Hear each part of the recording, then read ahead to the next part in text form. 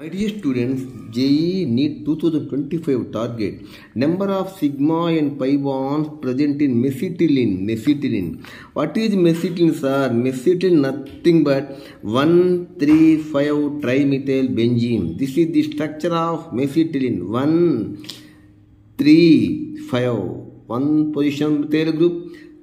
Third position we have methyl group.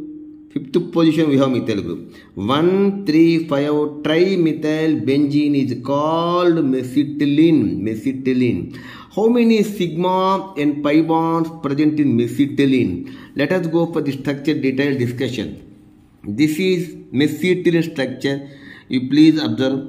Here this is a CH3. So I am going to calculate number of sigma bond. 1, 2, 3, 4, 5, 6, 7, 8, 9, 10, 11, 12, 13, 14, 15, 16, 17, 18, 19, 20, 21 sigma bonds were present in mesitylene.